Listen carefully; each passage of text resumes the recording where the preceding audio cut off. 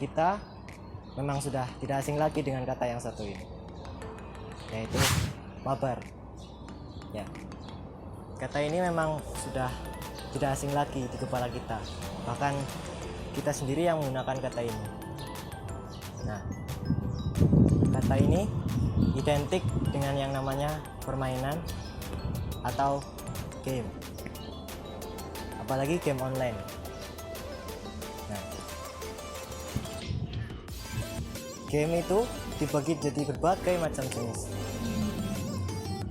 Ada first person shooter atau biasa kita sebut FPS, terus ada game RPG atau yang biasa kita sebut sebagai role playing game, terus ada game survival, ada game battle royale, dan masih banyak sekali game yang lain. Sekarang, di zaman sekarang ini, kita sudah bisa memainkan berbagai macam game hanya dengan ponsel kita, hanya dengan gawai kita. Karena kemudahan akses ini menjadikan banyak sekali orang yang suka dengan bermain game, bahkan mereka menjadi kecanduan. Apalagi anak-anak kecil zaman sekarang, mereka sudah setiap hari memegang ponsel pintar mereka untuk bermain game sama dengan teman-temannya. Memang bermain game itu sudah menjadi sebuah cara tersendiri untuk menghilangkan rasa penat kita, rasa stres kita, rasa bosan kita. Karena hanya dengan bermain game kita bisa tertawa, bisa sedikit terhibur atas segala rutinitas yang telah kita lakukan. Teman-teman tahu tidak? Ada setidaknya 3 faktor yang menjadikan seseorang kecanduan bermain game.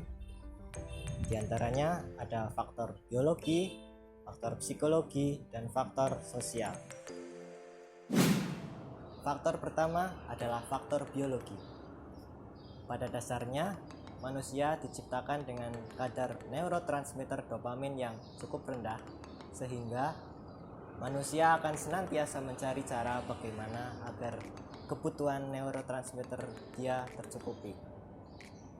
Salah satunya adalah dengan bermain game. Dengan bermain game ini, kadar neurotransmitter kita bisa meningkat sehingga bisa mencukupi kebutuhan neurotransmitter kita. Namun pada beberapa orang yang memiliki gangguan neurotransmitter dopamin ini akan cenderung lebih mudah terkena kecanduan, ya seperti kecanduan game. Faktor kedua adalah faktor psikologi. Di dalam sebuah game biasanya berisi konten-konten yang memacu adrenalin, dan selain itu di setiap pertambahan levelnya tingkat kesulitannya juga semakin tinggi. Hal ini menjadikan daya tarik sekaligus resiko bagi orang-orang yang pada dasarnya suka mencari tantangan atau novelty seeking. Selain 2 faktor tadi, ada juga faktor sosial yang dapat mempengaruhi perminatan bermain game kita.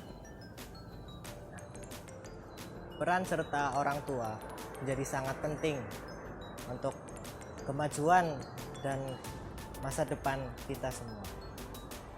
Pola asuh orang tua yang tidak baik bisa menjadikan anak-anak kita menjadi orang yang tidak sukses atau orang yang merugi. Karena pola asuh orang tua yang membiasakan, yang membebaskan anak-anak mereka untuk bermain segala macamnya, bermain kemanapun yang mereka mau tanpa kita awasi, tanpa kita lihat perkembangan mereka, maka itu akan menjadikan dampak yang negatif untuk masa depan anak-anak kita. Selain itu, peran lingkungan teman-teman mereka juga ikut mempengaruhi. Jika semua teman-teman mereka bermain dengan game online, maka mau tidak mau kita juga akan ikut memainkan game tersebut. Main game memang sangat menyenangkan.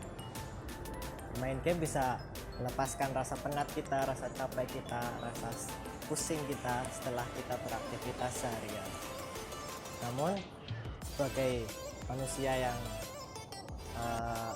patuh kepada Tuhan, kita harus ingat bahwa kita punya waktu untuk orang lain, atau kita punya tugas masing-masing untuk beribadah dan untuk melaksanakan kebaikan.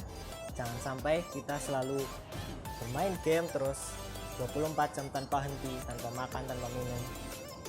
Maka nanti kita akan sakit, kita akan rugi sendiri. Maka dari itu marilah kita menjadi orang yang bisa mengendalikan waktu, bukan dikendalikan oleh waktu. Saya Rizky Nur Hidayat dari kelas 12 MIPA 4, absen 18. Terima kasih sudah menonton video saya. Sekian. Jangan lupa jaga kesehatan.